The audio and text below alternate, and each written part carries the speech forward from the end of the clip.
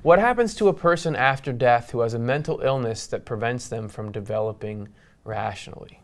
And certainly there can be even just purely physical conditions of the structures of the brain. Absolutely. That Swedenborg acknowledges those impede your ability to function. It maybe delays your spiritual development. He says nobody is reformed in a state where they're not rational. Where you don't have that freedom and rationality. And yeah, even that's right. we are obviously our body is so important to our experience of this world here that it doesn't matter how whole and complete your spirit is, if it doesn't have the proper machine to work through here, that can change things.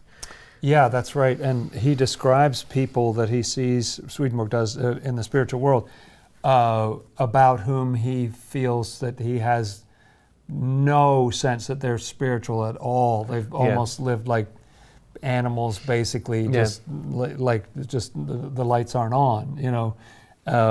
And yet he'll see them just blossom into this wisdom. So I like to think, he doesn't say point blank that I know of, but I like to think that applies to people who've had just a physical problem, or sometimes your development is set back or whatever it is. People were asking me that recently, would be a kind of blossoming, like you come into the light, and you come into this angelic wisdom. I was talking to a group recently about addiction and like all the science on how that just rewires your brain so much that it just you're not going to be able to just think your way out of it. But also it's interesting that he says nobody is reformed in a state where you don't have rationality. It's not the same as there's no development. It's maybe like you don't have your chance to do the regeneration part of growth. But that doesn't mean if we're here in this world, there's got to be some use that's happening. So you've got to be able to be laying some foundation. There's got to be some kind of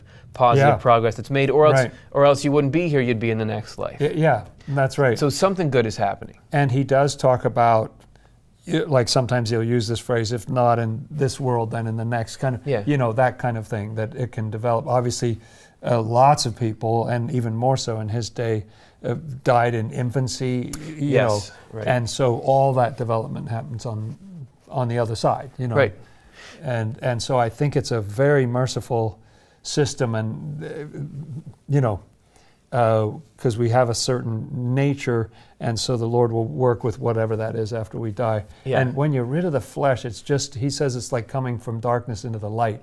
You know, I think it's going to be amazing for all of us to have that experience. And you never know, like, what spiritual impact whatever conditions you're in are having. That you don't know, like, what above your pay grade. Like whatever your physical, mental situation is, you don't know, like.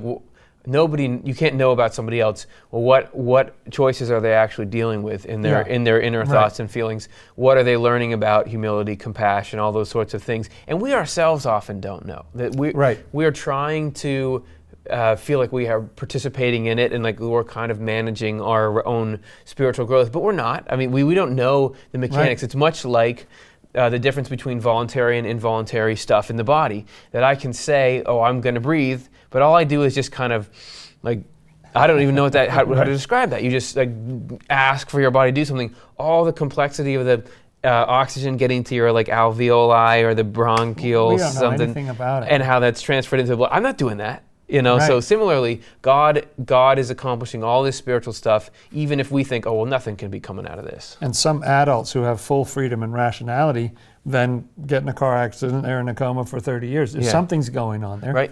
Right. You know, I don't think the Lord is not taking advantage of that time to move your spiritual life forward, because that's what he cares about above all else. Absolutely. Cool. Well, so thanks.